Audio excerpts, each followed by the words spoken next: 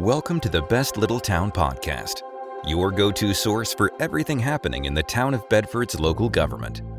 Whether it's new initiatives or important decisions shaping our town's future, you'll hear it right here. This podcast is dedicated to keeping our residents informed and engaged. Greetings to our listeners. It is Wednesday, December 11th, 2024. My name is Bart Warner. I am blessed to serve as the town manager for the town of Bedford, and this is the Best Little Town Podcast, which is designed to provide a greater depth of information to our citizens, businesses, and interested partners about the workings of the town of Bedford government. Specifically, we do that by recapping the council meetings in greater depth and detail. And since we had one just last night, that's why we're putting this latest episode out. And as I usually do with this podcast, I just kind of work through the agenda as it's published. The first item on the agenda is usually my report to council. And last night I let them know that we have been meeting with the Virginia Department of Transportation, affectionately known as VDOT, regarding the McGee Street Bridge project. For those of you that may or may not be aware, there is a very old one-lane, I think mostly wooden bridge that connects McGee Street to Orange Street, and McGee Street comes off of Longwood Avenue. That bridge was deemed unsafe back in 2019, but VDOT has a grant program called the State of Good Repair program that makes funds available for that very situation, whereby VDOT will actually come in and do the necessary work to bring those things up to code and make sure they're fixed. That bridge was closed to service in 2019. Since that time, we've been working through this grant program, and that's kind of where we are. I kind of gave an update last night to council, getting back to my report, that since we were first awarded a grant from VDOT in that program back in 2020, there has been significant inflation that has affected the cost of the proposed repairs. Based on that, we are currently in the process of applying value engineering as well as seeking additional funding from VDOT and other sources. In any event, we have advised VDOT that this remains a priority and we wish to see it move forward as expeditiously as possible, particularly since that bridge has now been closed for almost 5 years. The next item I reported on was an administrative matter, and that is related to our operating hours for the treasurer's office within Town Hall. We're looking to make a change in the public service hours. Specifically, whereas currently people can come to the front desk there at the treasurer's office and make payments up until 5 o'clock, we're looking at changing that to 4:30 p.m. The main reason for this is to allow our employees in that office to process their direct work related to closing and balancing their cash drawers on a daily basis, as well as to complete their other many tasks. A lot of people aren't aware that the folks who work in the front line at the treasurer's office, part of their job is to be there to greet people cordially and courteously and accept payments and help them with their questions. But in addition to that, they are also processing several ongoing accounts receivable processes, which, with an overall budget of approximately $38 million, that's the kind of corporation we run, and those are the folks who kind of are the guts of that operation, and they have several other tasks in addition to greeting the public. Essentially, their regular business hours would remain the same, but this would hopefully cut down on their need to stay beyond regular office hours because, as I mentioned, in addition to their public role, they have these other duties, and the folks there lately have been working late hours and a lot of overtime hours. This would also be in line with what our neighbors at the county are doing, specifically the county treasurer's office, and this will take effect January 1st. So come January 1st, if you want to pay your bill in person or consult one of the members of our treasurer's staff, we would request that you do that before 4:30 p.m. during business days. Town offices will be closed briefly this Friday, December 13th, from 11 a.m. to 1 o'clock p.m. for our annual Employee Appreciation Luncheon event. Once a year, we all get together and break bread and talk about what's happened within staff during the past year. We also recognize employees who meet service award benchmarks at that event. And we appreciate your patience with us while we shut down briefly to do that. Town offices will also be closed in conjunction with holiday observances, December 24th and 25th for Christmas and January 1st in observance of New Year's Day. And I ended my report last night by extending thanks to Bob Carson, Bruce Johannesson, and Tim Black for their service on town council. Last night was effectively their last meeting, since this is the only meeting we have this month. And there are several more comments about that took place throughout last night's meeting. But on a personal note, I appreciate those gentlemen, their support, their obvious dedication for the community, and their ability to tackle difficult and complicated issues during their time on council. Each of them served about 10 years or more in various stints and terms on council, and the last 10 years in the community have certainly been eventful by any stretch. So, moving on into the regular agenda, we had 2 appearances from the public, appearances before council.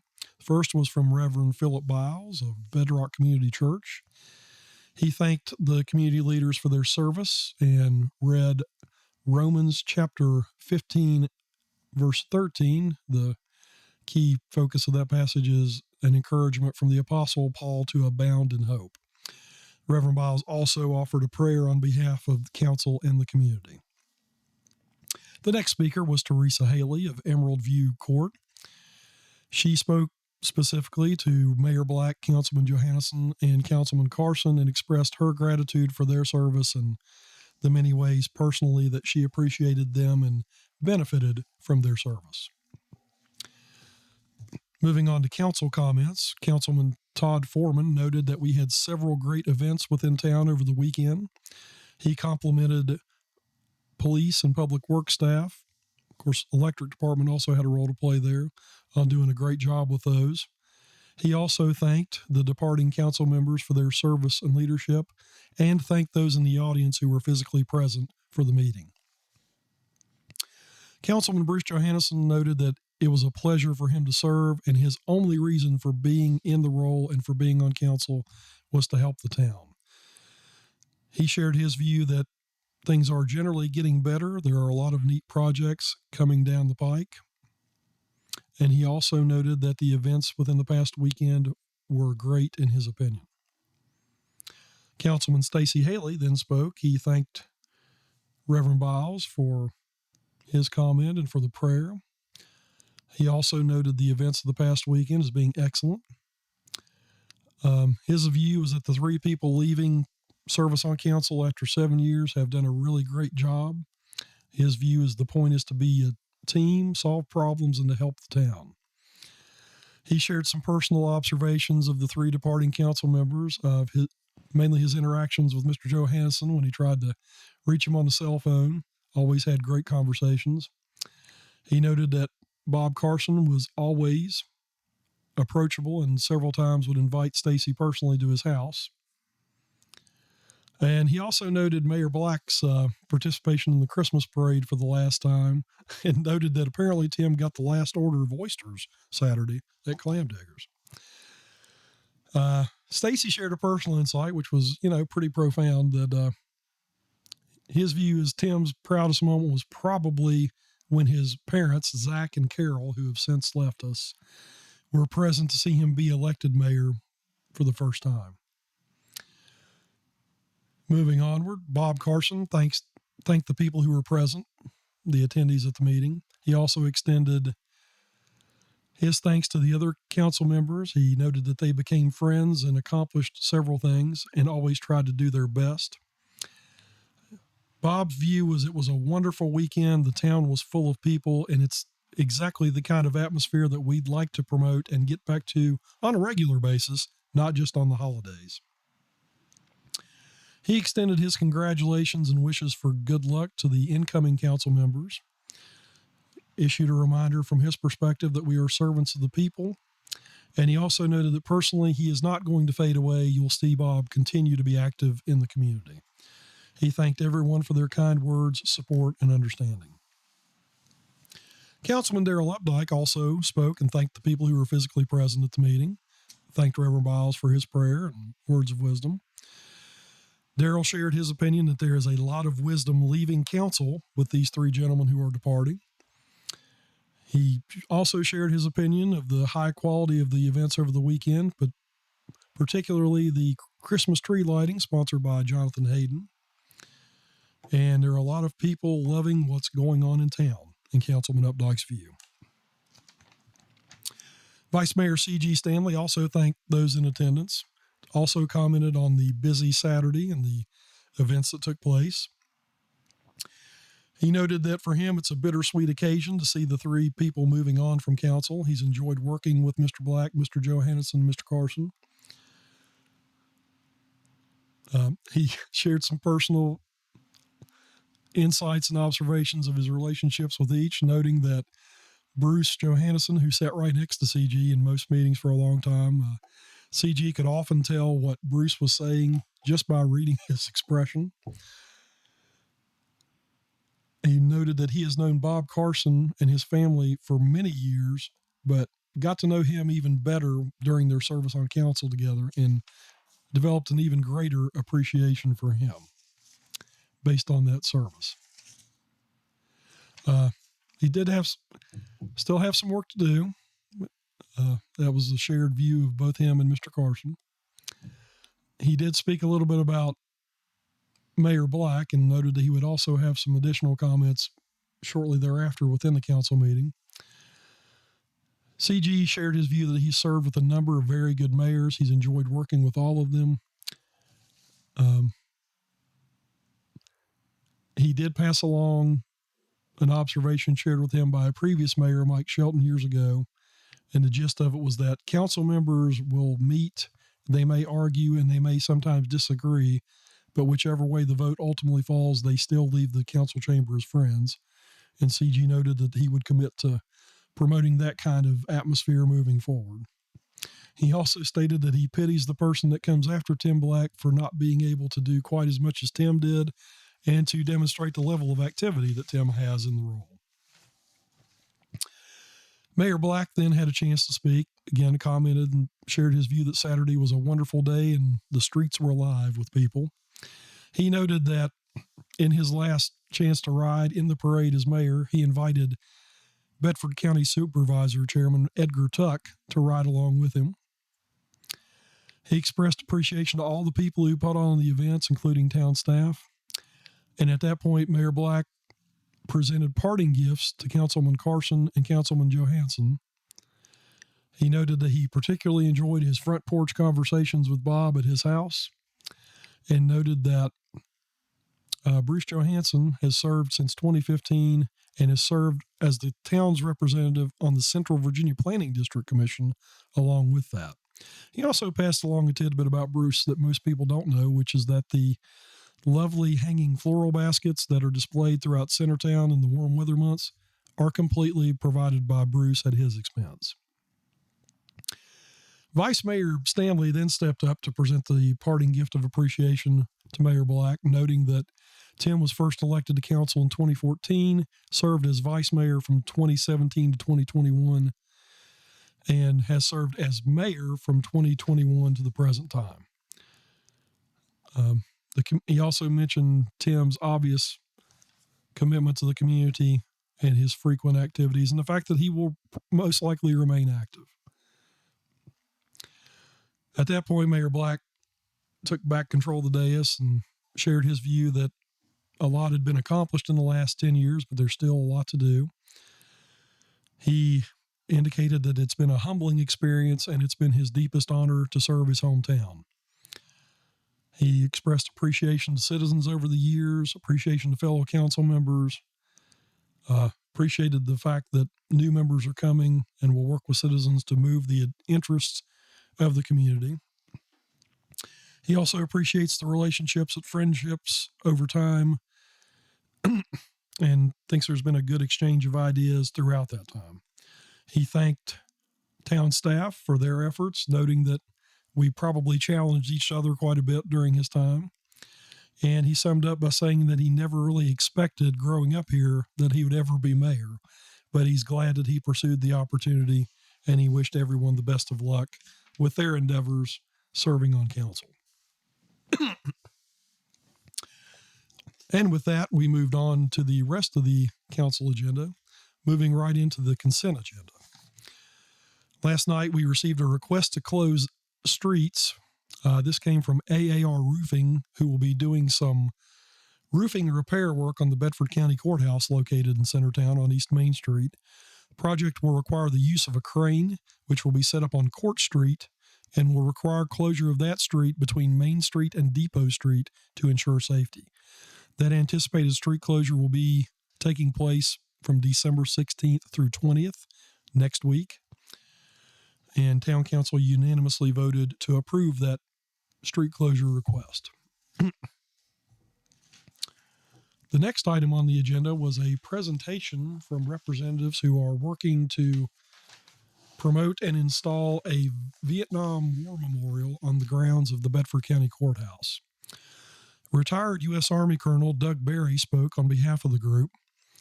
He said that he was part of the group that is working to initiate erection of this memorial in Bedford, and it's significant given the 50th anniversary of the conclusion of the Vietnam War.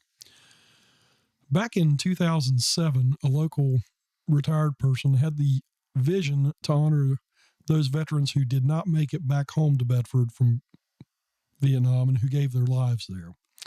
Over the course of many years, there was a lot of discussion. In June of 2024, that same veteran, along with several others, followed up to create a formal board of directors to drive this project.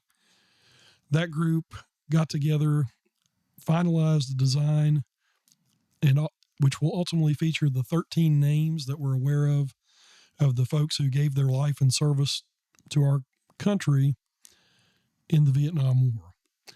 He thanked council for their support, noted that the Board of Supervisors has already approved the location, and indicated that the cost for the monument itself will be approximately $30,000. Their board's goal is to raise $50,000 for related expenses as well as long-term maintenance.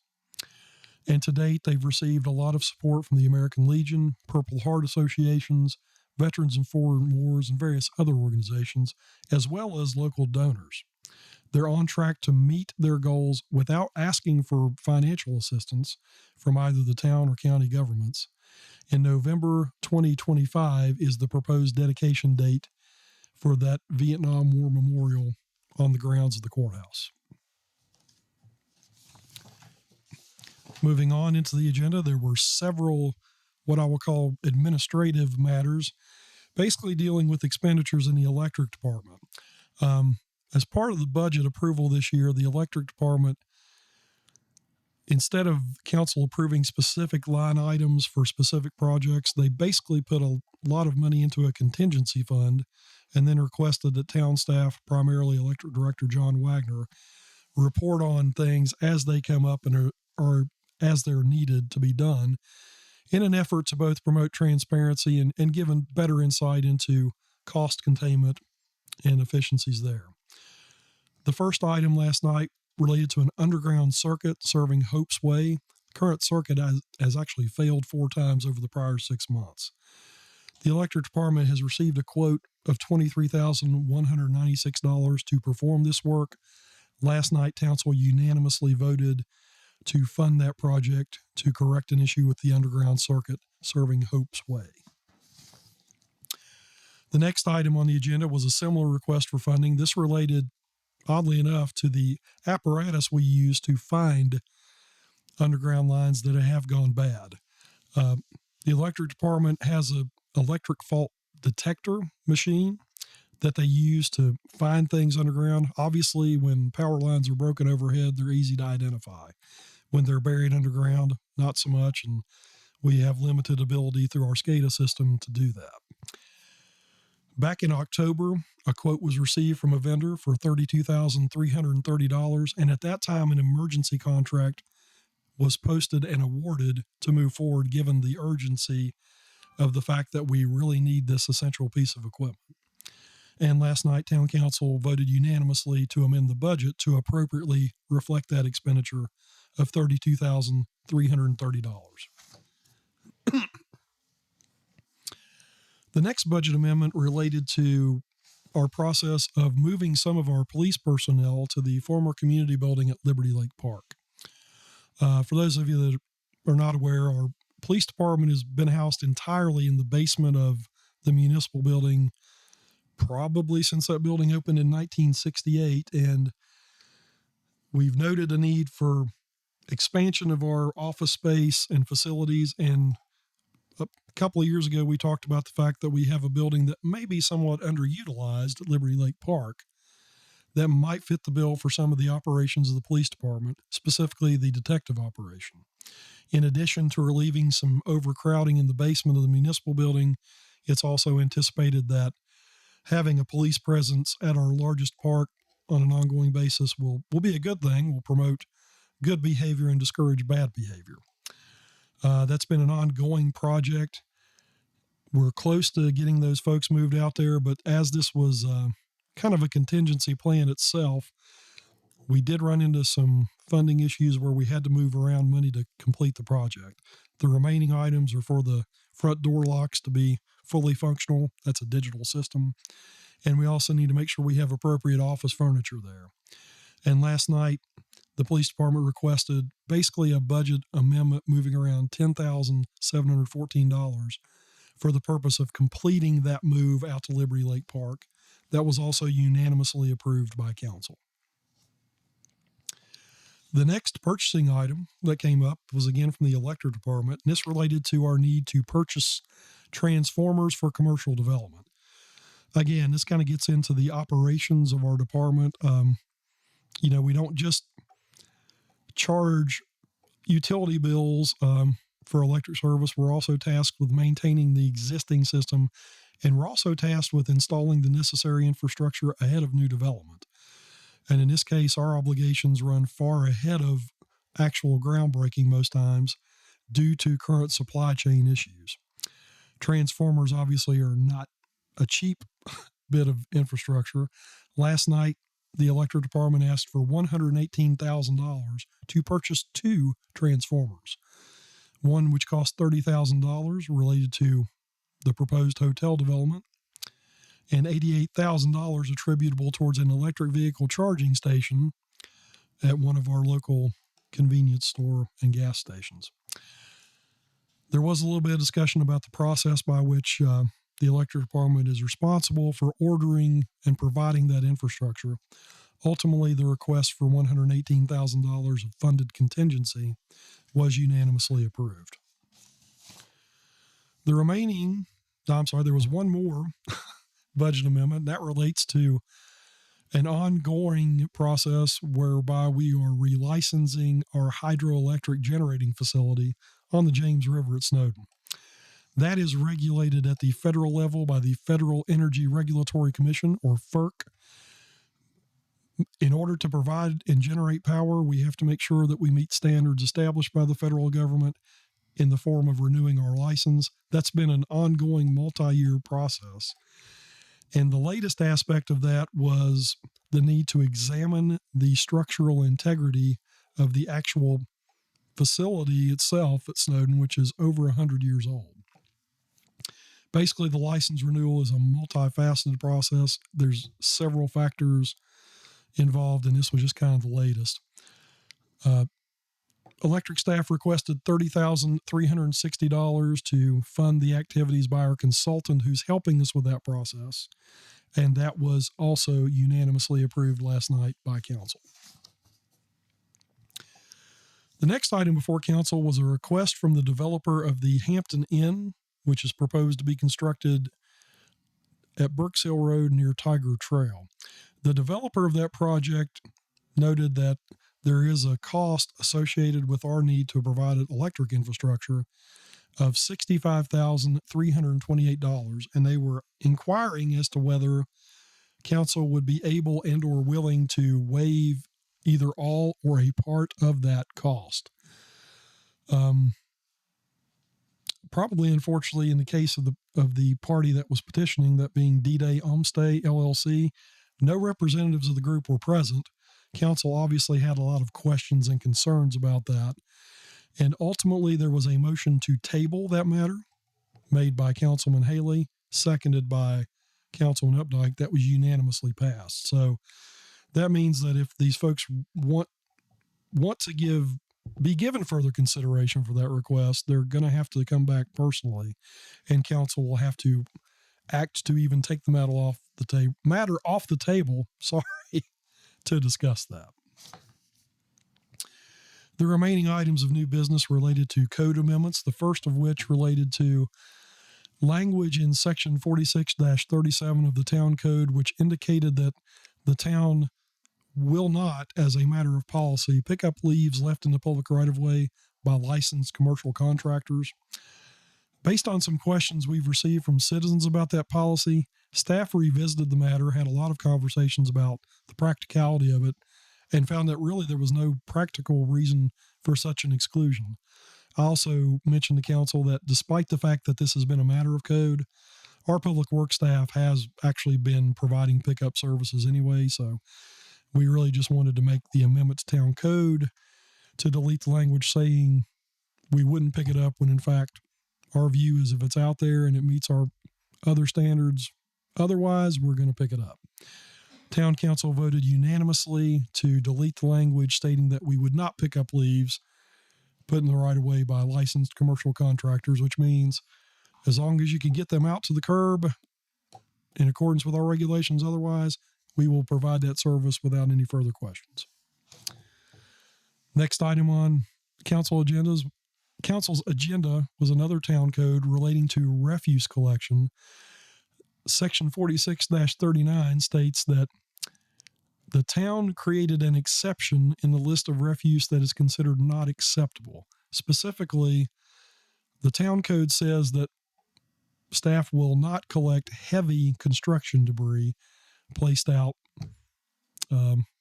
in conjunction with activity. Typically contractors, when they're doing large jobs, they'll haul those things off directly to the landfill, and that's preferable to actually putting things out in the curb because, frankly, our trucks and tools are limited in how much they can carry off at one time.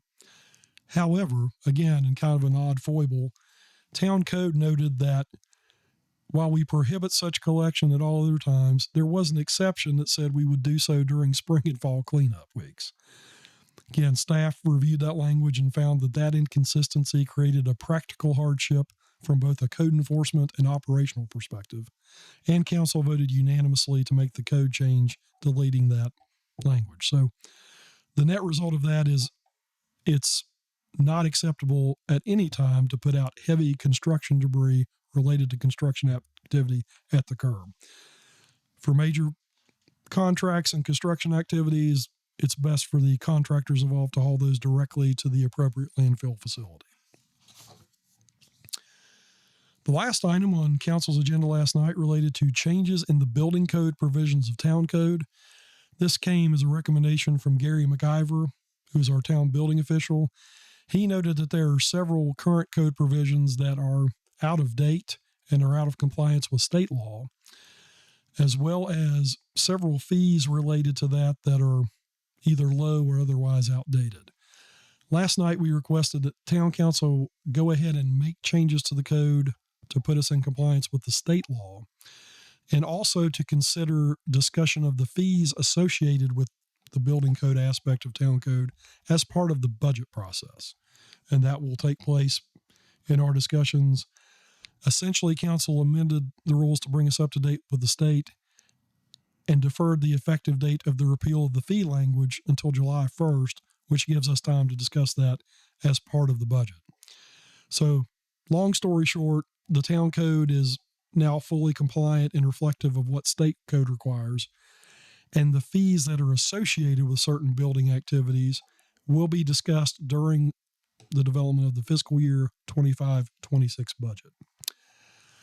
And that concluded what was a somewhat lengthy agenda for last night's council. Again, it was the last council meeting for Tim Black, Bruce Johannesson, and Robert Carson. Beginning in January, Jay Ippolito, Dwight Evans, and David Foster will take their place on council. Councilman Todd Foreman will begin a new 4-year term, and the council will meet on January the 2nd at 4 o'clock p.m. for their organizational meeting. At that meeting, the council will elect the mayor and the vice mayor from within their ranks. Bedford is maybe a little unusual in that regard, in that the mayor of the town is not directly elected, but rather chosen from within the ranks of council. And again, that will take place on January 2nd. In the meantime, we hope everyone has a very healthy and happy holiday season. Personally, I wish you a very Merry Christmas. And I'll close by alluding to our title once again, Best Little Town. We bill ourselves as the world's best little town. Sometimes that's a goal. Sometimes that's a boast. Oftentimes it's just purely an aspiration. But we like having that in front of us because it keeps us motivated and keeps us on our toes. And if we fall short, we'll do our best to fix it and keep moving forward. As you move forward in the closing of the year and in the new year to come, I thank you for your patience, and I hope you will be richly blessed. Till next time, thank you for listening.